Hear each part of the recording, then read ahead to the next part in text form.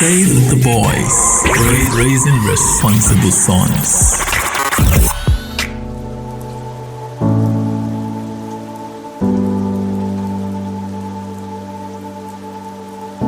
The concept of raising a child has its roots in Roman tradition. In this practice, newborns were presented to the head of the household. Now, if the father accepted the child, he would physically lift the baby in his arms, symbolizing that the child was welcome and wanted. But if he did not, he would simply turn away, leaving the child on the ground. The infant would then be abandoned to what was known as exposure. Today, we often use the phrase raising a child without much thought, but it carries significant weight. Reflecting on its origins, to raise a child simply means more than just nurturing them. It is an affirmation, a declaration that says, I want you. It conveys a deep commitment. I desire you in my life, and I will do everything in my power to help you grow into the best person you can ever be.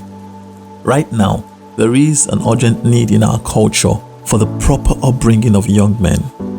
Look around. It is evident that many men no longer understand what it truly means to be a man, and women are equally uncertain about their own roles and responsibilities.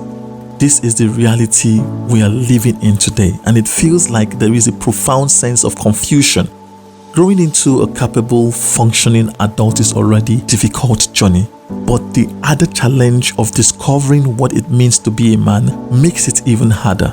At the core of this issue is a widespread crisis of fatherlessness, which is deeply affecting our ability to guide boys rightly into manhood. So the question now is, how do we raise a boy into manhood in this day and age? How can we raise a child into adulthood during these difficult times? I recently came across a fascinating article on the history of masculine identity, which placed us in what is called the era of the missing man.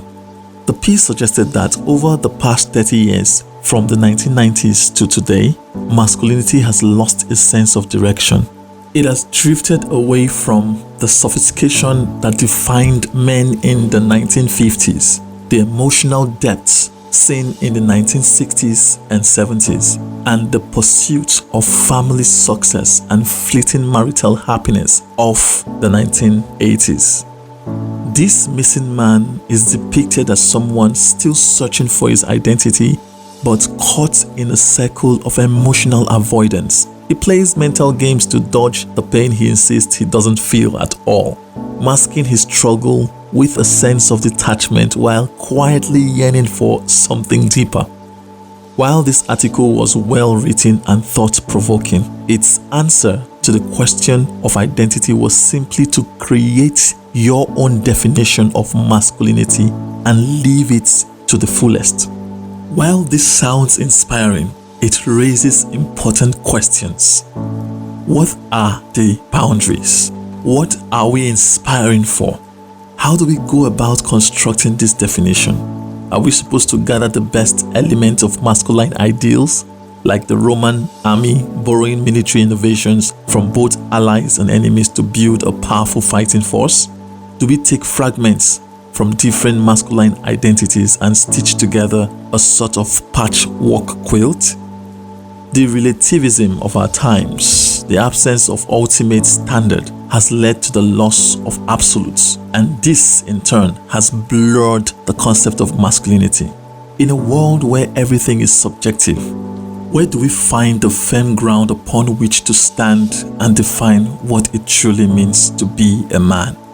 This question gets to the heart of the identity crisis that has undermined the true essence of masculinity. It is this confusion that has blurred the lines of manhood, distorting what it means to be a man.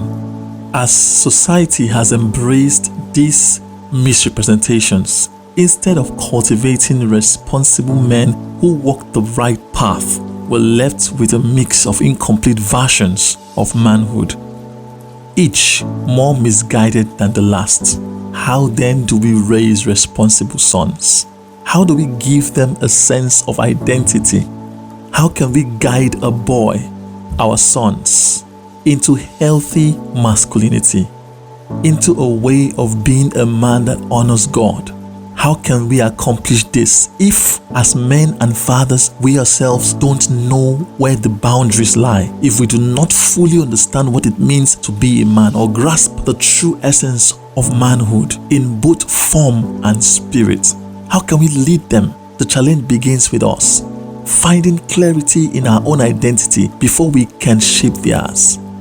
When the older generation fails to intentionally guide boys into manhood, when there is no community of mentors or fathers leading their sons down a purposeful path, many young men are left to navigate the wilderness of adolescence on their own.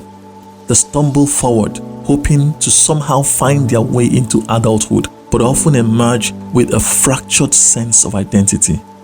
This is the real crisis facing our young ones today.